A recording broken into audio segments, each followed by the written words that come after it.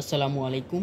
আজকে আমরা আলোচনা করব রবীন্দ্র পূর্ববর্তী সাহিত্য থেকে বিগত প্রাইমারি, বিসিএস ও অন্যান্য পরীক্ষায় আসা সকল প্রশ্ন উত্তর। ভিডিওটি সম্পূর্ণ বারবার দেখতে থাকুন, ইনশাআল্লাহ এখান থেকেই 100% কমন পাবেন। বাংলা সাহিত্য থেকে ঘুরে ফিরে একই ধরনের প্রশ্ন বিভিন্ন পরীক্ষায় এসে থাকে, তাই এগুলোর কোনো পরিবর্তন খুব বেশি হয় না। তাই বিগত বছরের প্রশ্নগুলো সলভ করা খুবই জরুরি।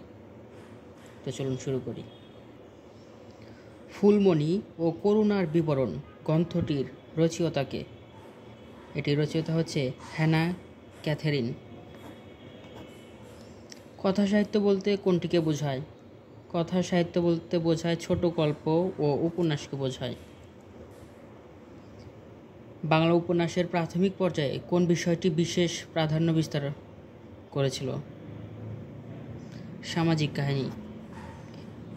ভবানীচরণ বন্দ্যোপাধ্যায় কোন ছদ্মনামে সাহিত্য রচনা প্রয়াসী হয়েছিলেন? ভবানীচরণ বন্দ্যোপাধ্যায় কোন ছদ্মনামে সাহিত্য রচনায় প্রয়াসী হয়েছিলেন? তার ছদ্মনামটি ছিল প্রমথনাথ শর্মা। ভবানী বন্দ্যোপাধ্যায়ের ছদ্মনাম ছিল প্রমথনাথ শর্মা। কলিকাতা কমলালয় নববাবু বিলাস গ্রন্থ দুটির রচয়িতাকে? গ্রন্থ দুটির রচয়িতা হচ্ছে ভবানীচরণ বন্দ্যোপাধ্যায়। কলিকাতা, কমলালয় এবং নববাবু বিলাস এই দুটি গ্রন্থটির রচয়িতা ভবানীচরণ বন্দ্যোপাধ্যায়। কোন গ্রন্থটি বাংলা সাহিত্যে উপন্যাস রচনার প্রথম প্রয়াস?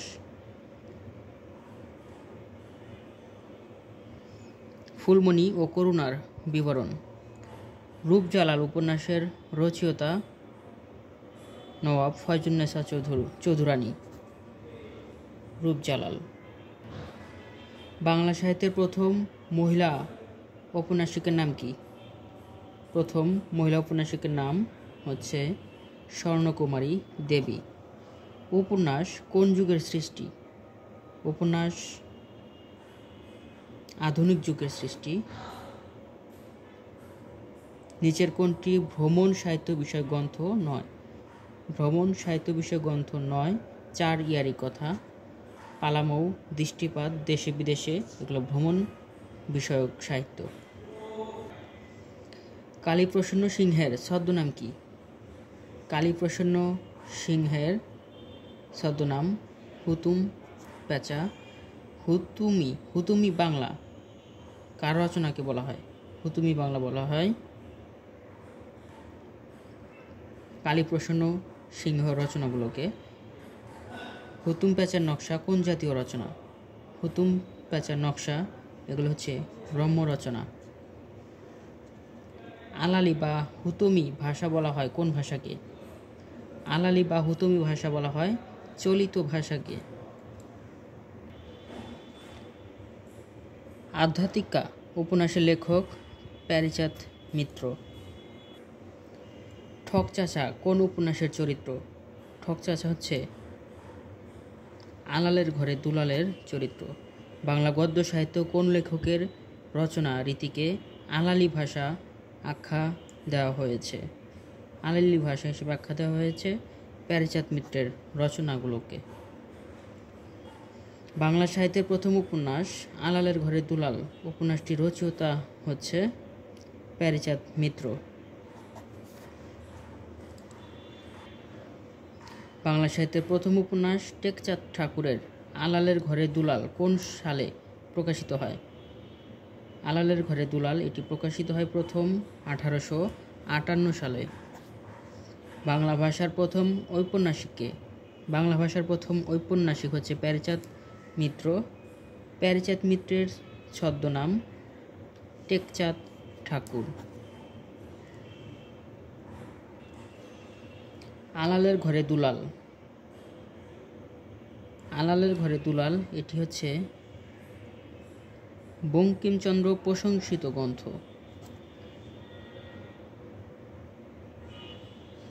প্যারীচাঁদ মিত্রের লেখা 9 কোনটি?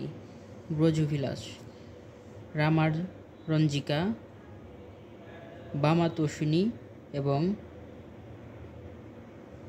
মদ খাওয়া বড় দায়, জাত থাকার কি উপায়, এগুলো প্যারীচাঁদ মিত্রের রচনা। চ্যানেলটি সাবস্ক্রাইব করে সাথেই থাকবেন। যারা ভিডিওটি ফেসবুক পেজ থেকে দেখছেন অবশ্যই ফেসবুক পেজটি ফলো দিয়ে সাথেই থাকুন। মীর মোশাররফ হোসেনের রচিত গ্রন্থ কোনটি? মীর মোশাররফ হোসেনের রচিত গ্রন্থ গাজী মিয়ার বস্তানি। মাতৃভাষায় যাহার ভক্তি নাই সে মানুষ নহে, এই উক্তিটি করেছেন মীর মোশাররফ হোসেন। বিষাদ সিন্ধু একটি ইতিহাস আশ্রয়ী উপন্যাস। নিচের কোনটি মীর মোশাররফ হোসেনের জন্ম মৃত্যুর সাল? মীর মোশাররফ হোসেন জন্মগ্রহণ করে 1847 সালে এবং মারা যায় 1911 সালে। মীর মোশাররফ হোসেনের নাটক কোনটি? মীর মোশাররফ হোসেনের নাটক বেহুলা, গীতানি ভয়। বেহুলা গীতা ভিনয় এটা হচ্ছে মোশাররফ হোসেনের নাটক। উদাসীন পথিকের মনের কথা কোন জাতীয় রচনা?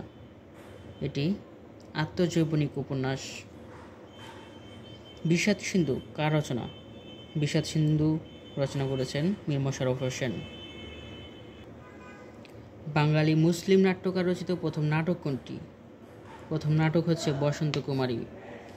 বাঙালি মুসলিম নাট্যকার রচিত প্রথম নাটক হচ্ছে বসন্ত কুমারী। জমিদার দর্পণ নাটকের নাট্যকারকে? জমিদার দর্পণ এটি লিখেছেন মীর মোশাররফ হোসেন। মীর মোশাররফ হোসেন রচিত বিষাদ সিন্ধু উপন্যাসের চরিত্র নয় কোনটি?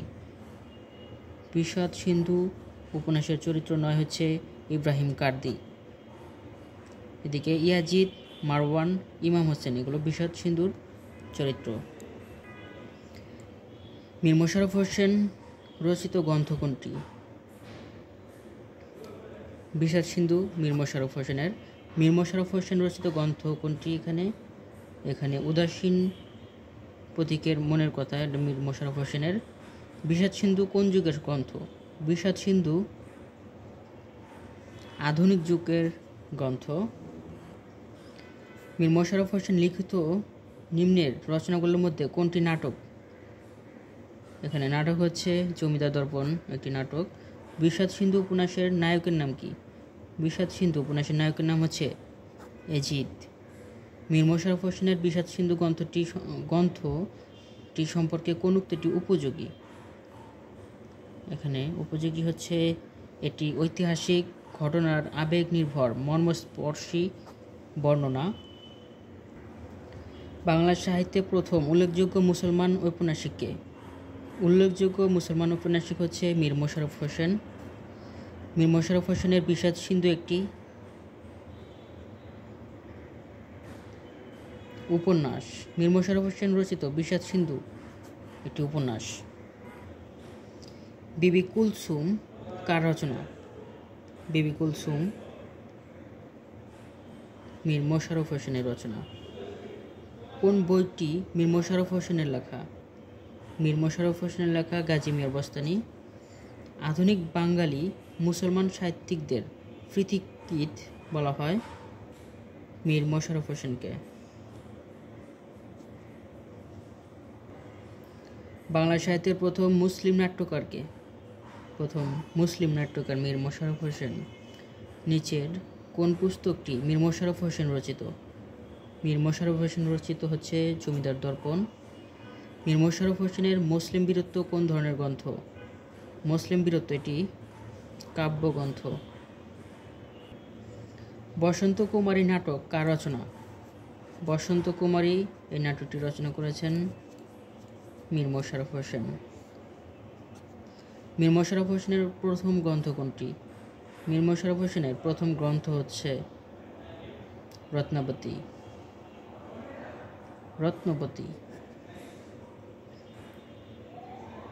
মীর মোশাররফ হোসেনের জন্মস্থান লাহিনীপাড়ায়। কোনটি শুদ্ধ? এখানে শুদ্ধ হচ্ছে মীর মোশাররফ হোসেন। বানানটি দেখেন, মীর মশার ডাবল র হবে এটি। মীর মোশাররফ হোসেন কোন ধরনের গ্রন্থ রচনায় কৃতিত্ব দেখিয়েছেন? সাহিত্য সৌমিত্র গ্রন্থ রচনায়। মীর মশাররফ হোসেনের বিষাদ সিন্ধু কোন ঐতিহাসিক ঘটনা অবলম্বনে লিখিত? বিষাদ সিন্ধু হচ্ছে কারবালার যুদ্ধ অবলম্বনে লিখিত। মীর মশাররফ হোসেনের অমর গ্রন্থ কোনটি? অমর গ্রন্থ হচ্ছে বিষাদ সিন্ধু। বসন্ত কুমারী মীর মশাররফ হোসেনের বসন্ত কুমারী হচ্ছে একটি নাটক। মীর মশাররফ হোসেনের আত্মজীবনীমূলক রচনা হচ্ছে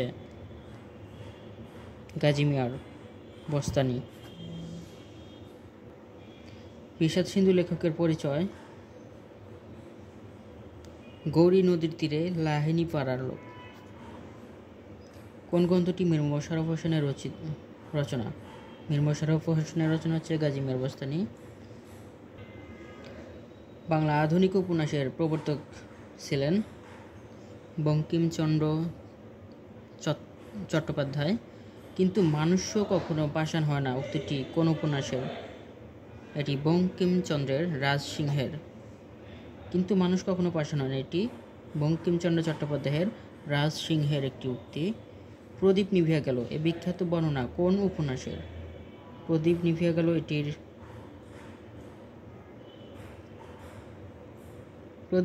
এই বিখ্যাত উক্তিটি বিষবৃক্ষ ও কপালকুণ্ডলা উপন্যাসে, উভয় উপন্যাসে আছে। বিষবৃক্ষ এবং কপালকুণ্ডলা দুটি উপন্যাসই পাওয়া যায়। নিচের কোন উপন্যাসে গ্রামীণ সমাজ জীবনের চিত্র প্রাধান্য লাভ করেনি? গ্রামীণ সমাজ জীবনের প্রাধান্য লাভ করেনি সীতারাম গ্রন্থে। কপালকুণ্ডলা কোন প্রকৃতির রচনা? কপালকুণ্ডলা রোমান্সমূলক উপন্যাস। বঙ্কিমচন্দ্র চট্টোপাধ্যায়ের বিষবৃক্ষ উপন্যাসের চরিত্র কোনটি? বিষবৃক্ষ উপন্যাসের চরিত্র হচ্ছে কুন্দনন্দিনী। তুমি অধম তাই বলে আমি উত্তম হব না কেন এই প্রবাদটির রচয়িতা কে? এই প্রবাদটির রচয়িতা হচ্ছে বঙ্কিমচন্দ্র চট্টোপাধ্যায়। আনন্দমঠ উপন্যাস কার লেখা? আনন্দমঠ উপন্যাসটি বঙ্কিমচন্দ্র চট্টোপাধ্যায়ের লেখা। কাঁঠালপাড়ায় জন্মগ্রহণ করেন কোন লেখক? বঙ্কিমচন্দ্র চট্টোপাধ্যায় কাঁঠালপাড়া গ্রামে জন্মগ্রহণ করে। বঙ্কিমচন্দ্র কোন পত্রিকার সম্পাদক ছিলেন? বঙ্গদর্শন পত্রিকার সম্পাদক ছিলেন তিনি। সাম্য গ্রন্থের রচয়িতা বঙ্কিমচন্দ্র চট্টোপাধ্যায়। রোহিণী বিনোদিনী কিরণময়ী কোন গ্রন্থগুচ্ছের চরিত্র? রোহিণী বিনোদিনী কিরণময়ী এগুলো হচ্ছে কৃষ্ণকান্তের উল চোখের বালি এবং চরিত্রহীন চরিত্র। রোহিণী কৃষ্ণকান্তের উল, বিনোদিনী হচ্ছে চোখের বালি এবং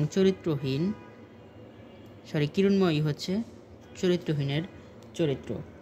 পথিক তুমি পথ হারাইছ কথাটি কার? এই কথাটি বলেছে বঙ্কিমচন্দ্র চট্টোপাধ্যায়।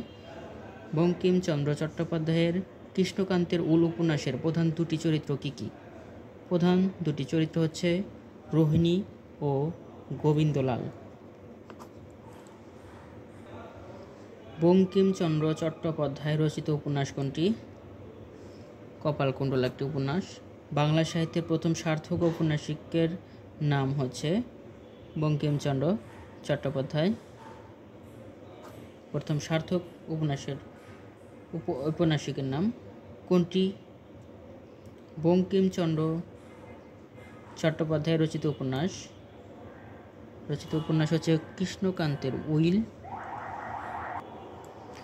বঙ্কিমচন্দ্র চট্টোপাধ্যায় রচিত বিষবৃক্ষ উপন্যাসের কোন চরিত্রটি পাওয়া যায়? বিষবৃক্ষ উপন্যাসের চরিত্র হচ্ছে সূর্যমুখী। কমলাকান্তের দপ্তর কার লেখা? বঙ্কিমচন্দ্র চট্টোপাধ্যায়ের লেখা। কোনটি বঙ্কিমচন্দ্রের উপন্যাস? বঙ্কিমচন্দ্রের উপন্যাস হচ্ছে রাজসিংহ।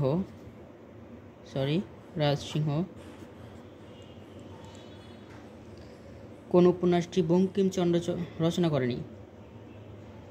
দেবদাস বঙ্কিমচন্দ্রের নয়, কিন্তু কপালকুণ্ডলা, মৃণালিনী, বিষবৃক্ষ বঙ্কিমচন্দ্র চট্টোপাধ্যায়ের রচনা। বঙ্কিমচন্দ্র চট্টোপাধ্যায় রচিত উপন্যাস কোনটি? রজনী। বঙ্কিমচন্দ্র চট্টোপাধ্যায়ের ছদ্মনাম কি? তার ছদ্মনাম হচ্ছে কমলাকান্ত। বাংলা সাহিত্যের প্রথম সার্থক উপন্যাস কোনটি? বাংলা সাহিত্যের প্রথম সার্থক উপন্যাস হচ্ছে দুর্গেশ নন্দিনী। পথিক তুমি পথ হারাইয়াছ, এটি বঙ্কিমচন্দ্রের কোন গ্রন্থের উক্তি? এটি কপালকুণ্ডলার উক্তি। ইন্দিরা গ্রন্থটি রচনা করেছেন বঙ্কিমচন্দ্র চট্টোপাধ্যায়। নিচের কোনটি উপন্যাস? এখানে উপন্যাস হচ্ছে রজনী একটি উপন্যাস। কপালকুণ্ডলা উপন্যাসের নায়কের নাম কি? কপালকুণ্ডলা উপন্যাসের নায়ক হচ্ছে নবকুমার। কোনটি বঙ্কিমচন্দ্রের ঐতিহাসিক উপন্যাস? বঙ্কিমচন্দ্রের ঐতিহাসিক উপন্যাস হচ্ছে রাজসিংহ। কোনটি সামাজিক উপন্যাস? সামাজিক উপন্যাস এখানে বিষবৃক্ষ। কপালকুণ্ডলা উপন্যাসটি কার লেখা? কপালকুণ্ডলা উপন্যাসটি রচনা করেছেন বঙ্কিমচন্দ্র চট্টোপাধ্যায়। রাজসিংহ উপন্যাস কার রচনা? রাজসিংহ উপন্যাসটি রচনা করেছেন বঙ্কিমচন্দ্র চট্টোপাধ্যায়। কোনটি বঙ্কিমচন্দ্র চট্টোপাধ্যায়ের রচনা? বিষবৃক্ষ। কোনটি বঙ্কিমচন্দ্রের উপন্যাস? উপন্যাস হচ্ছে কপালকুণ্ডলা একটি উপন্যাস।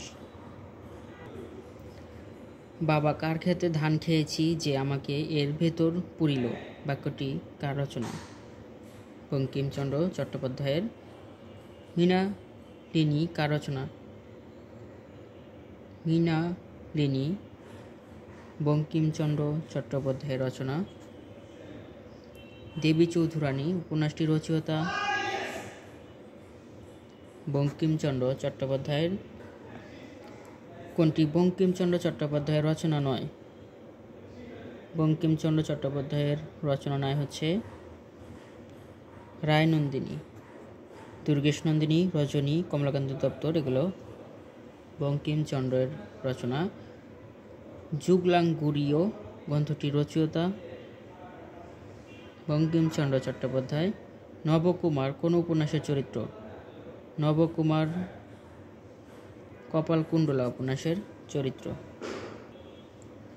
বঙ্কিমচন্দ্র রচিত প্রথম বাংলা উপন্যাস দুর্গেশ নন্দিনী কত সালে প্রকাশিত হয়? বাংলা উপন্যাস দুর্গেশ নন্দিনী প্রকাশিত হয় 1865 সালে। কুন্দনন্দিনী কোন উপন্যাসের চরিত্র? কুন্দনন্দিনী বিষবৃক্ষ উপন্যাসের চরিত্র। বঙ্কিমচন্দ্রের আনন্দমঠ উপন্যাসের বিষয়বস্তু হচ্ছে ৭৬ মন্বন্তর। বাংলা সাহিত্যের কোন ঔপন্যাসিক কলকাতা বিশ্ববিদ্যালয়ে প্রথম গ্র্যাজুয়েট ছিলেন বঙ্কিমচন্দ্র চট্টোপাধ্যায়। জৈবুন্নেসা কোন উপন্যাসের নায়িকা? জৈবুন্নেসা রাজসিংহ উপন্যাসের নায়িকা। বঙ্কিমচন্দ্রের প্রচারধর্মী ত্রয়ী উপন্যাস কোনগুলো? প্রচারধর্মী তিনটি উপন্যাস হচ্ছে আনন্দমঠ, দেবী চৌধুরানী এবং সীতারাম। সাহিত্য সম্রাট বঙ্কিমচন্দ্র সম্পাদিত পত্রিকার নাম হচ্ছে বঙ্গদর্শন। পথিক তুমি পথ হারাইছ উদ্ধৃতাংশের প্রতীককে? এখানে প্রতীক হচ্ছে নবকুমার। পথিক তুমি পথ হারাইছ কে কাকে বলেছিলেন? এটি বলেছিলেন কপালকুণ্ডলা নবকুমারকে বলেছিল এই কথাটি। সাহিত্য সম্রাট নামে খ্যাত কোন লেখক? সাহিত্য সম্রাট বলা হয় বঙ্কিমচন্দ্র চট্টোপাধ্যায়কে। বঙ্কিমচন্দ্র পেশাজীবন শুরু করেন কি হিসেবে? পেশাজীবন শুরু করে হচ্ছে ডেপুটি ম্যাজিস্ট্রেট হিসাবে। বাংলা সাহিত্যে পাশ্চাত্য আদর্শের প্রথম সার্থক উপন্যাস রচয়িতা কে? প্রথম সার্থক উপন্যাস রচনা করেন বঙ্কিমচন্দ্র চট্টোপাধ্যায়। দুর্গেশ নন্দিনী শব্দের অর্থ কি? দুর্গেশ নন্দিনী শব্দটির অর্থ হচ্ছে দুর্গ প্রধানের কন্যা। কোনটি বঙ্কিমচন্দ্র চট্টোপাধ্যায়ের রোমান্টিক উপন্যাস? রোমান্টিক উপন্যাস। এখানে কপালকুণ্ডলা হচ্ছে রোমান্টিক উপন্যাস। কৃষ্ণকান্তের এ রোহিণী আত্মহত্যা করতে চেয়েছিলেন কেন? কৃষ্ণকান্তের এ রোহিণী আত্মহত্যা করার কারণ হচ্ছে স্বীয় ব্যর্থ জীবনের হাহাকার।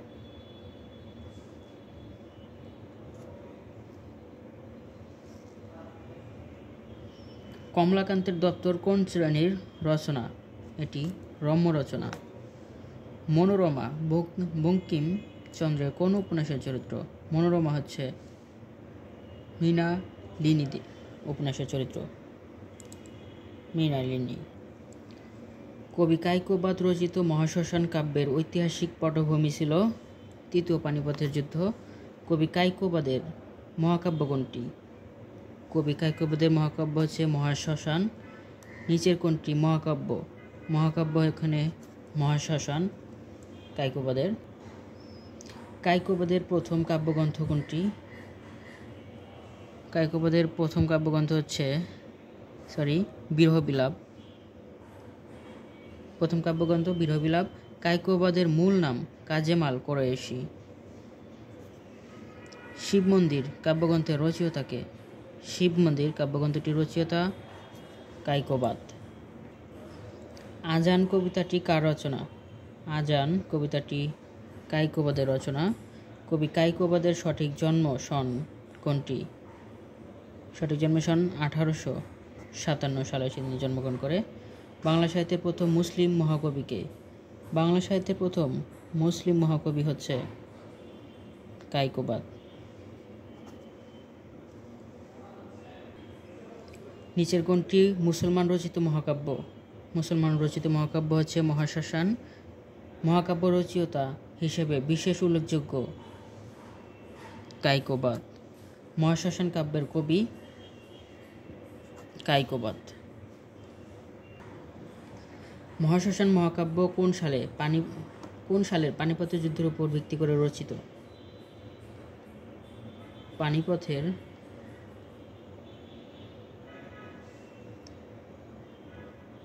তৃতীয় যুদ্ধ 1761 সনের উপর ভিত্তি করে মহাশ্মশান কাব্যটি রচনা করেন কায়কোবাদ। অশ্রুমালার কবিকে? অশ্রুমালার কবি হচ্ছে কায়কোবাদ। কোনটি কায়কোবাদের রচনা? কায়কোবাদের রচনা এখানে অমিয় ধারা। কায়কোবাদ কর্তৃক রচিত কাব্যগ্রন্থ মহাশ্মশান, অশ্রুমালা, অমিয় ধারা সবগুলোই কায়কোবাদের রচনা। কায়কোবাদের রচিত গ্রন্থ নয় কোনটি? কায়কোবাদের রচিত গ্রন্থ নয় এখানে চিন্তা তরঙ্গিনী। মহাশ্মশান, অশ্রুমালা, বিরহবিলাপ এগুলো কায়কোবাদের রচনা। কোন গ্রন্থটি মহাকাব্য? এখানে মহাকাব্য বিত্রসংহার একটি মহাকাব্য। স্বাধীনতাহীনতায় কে বাঁচিতে চায় এটি কার রচনা? এটি রঙ্গলাল বন্দ্যোপাধ্যায়ের রচনা।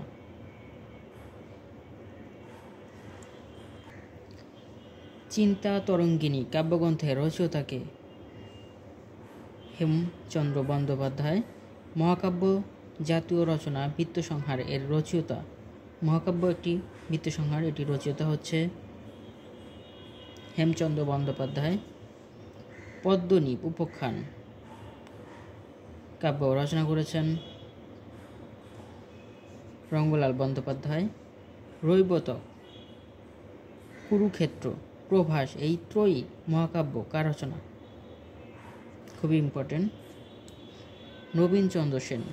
রৈবতক, কুরুক্ষেত্র এবং প্রভাস এই তিনটি মহাকাব্য এটি রচনা করেছেন নবীনচন্দ্র সেন। নবীনচন্দ্র সেন রচিত কাব্যগ্রন্থ পলাশীর যুদ্ধ।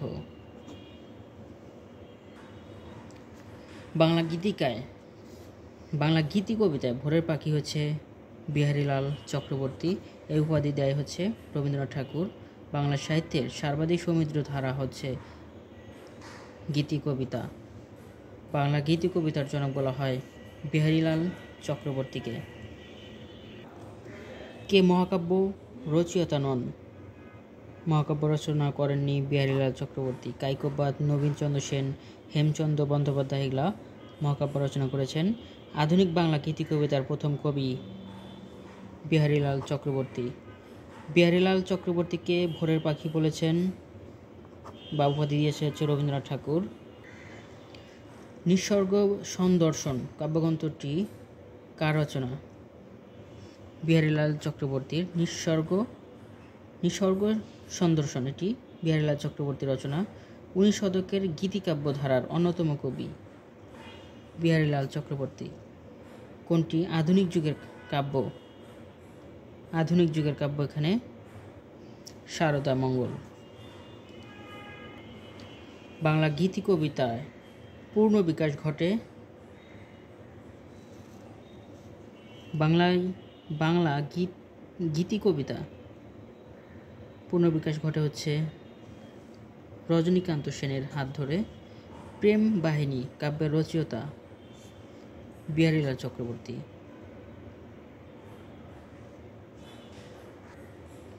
বিহারীলাল চক্রবর্তীর শ্রেষ্ঠ কাব্য কোনটি? সারদা মঙ্গল বিহারীলাল চক্রবর্তীর শ্রেষ্ঠ কাব্য। আমি বাংলায় গান গাই, আমি বাংলায় গান গাই। গানের সুরকার ও গীতিকারকে? গানের সুরকার ও গীতিকার হচ্ছে প্রতুল মুখোপাধ্যায়। কেন পান্ত ক্ষান্ত হও হেরি দীর্ঘপথ কার লেখা? এটি লিখেছেন কৃষ্ণচন্দ্র মজুমদার। স্বভাবকবিকে? স্বভাবকবি বলা হয় গোবিন্দ দাসকে। প্রেম ও ফুল, কস্তুরী, ফুল রেণু কাব্যগ্রন্থগুলো কে রচনা করেন? গোবিন্দ দাস।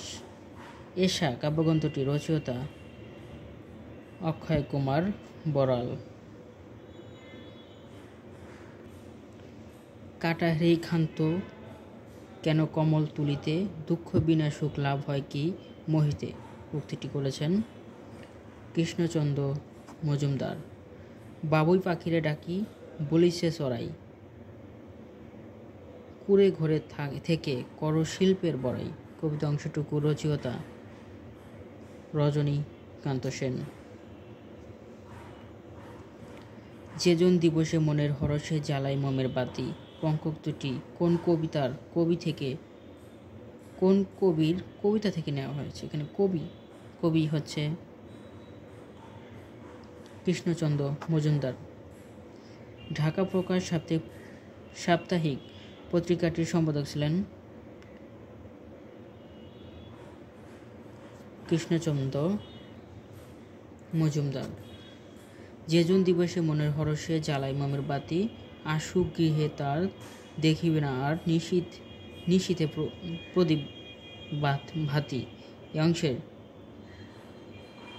সম্প্রসারণের কোন ভাষাটি সঠিক? এটির অর্থ হচ্ছে অপব্যয়ের পরিণাম অত্যন্ত দুঃখজনক। কবি গোবিন্দ দাস কার ভাবশিষ্য ছিলেন? গোবিন্দ দাস ছিলেন বিদ্যাপতির ভাবশিষ্য। কোন চরণটি সঠিক? এখানে সঠিক ধন ধান্যে পুষ্পে ভরা, এটি সঠিক। শাহজাহান নাটকের প্রথম রচয়িতাকে? শাহজাহান নাটকের প্রথম রচয়িতা দ্বিজেন্দ্রলাল রায়। কোনটি নাটক? এখানে নাটক হচ্ছে শাহজাহান একটি নাটক। দ্বিজেন্দ্রলাল রায় প্রধানত কবি। ধন ধান্যে পুষ্পে ভরা দেশাত্মবোধক গানটির রচয়িতাকে? এর রচয়িতা দ্বিজেন্দ্রলাল রায়।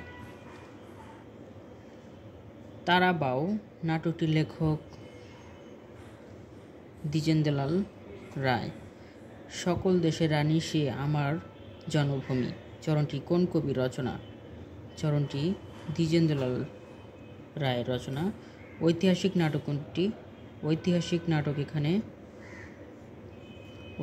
নাটক হচ্ছে নূরজাহান। বাংলা সাহিত্যে প্যারোডি রচনার প্রতীককে? বাংলা সাহিত্যে প্যারোডি রচনা করেছেন দ্বিজেন্দ্রলাল রায়। প্যারোডি। বাংলা সাহিত্যের প্রথম ঐতিহাসিক নাটক কোনটি? ঐতিহাসিক নাটক হচ্ছে শাহজাহান।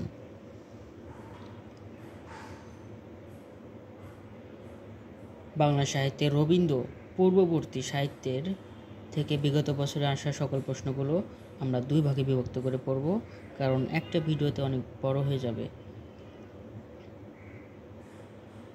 প্রথম পর্বে আমরা এখানেই শেষ করছি।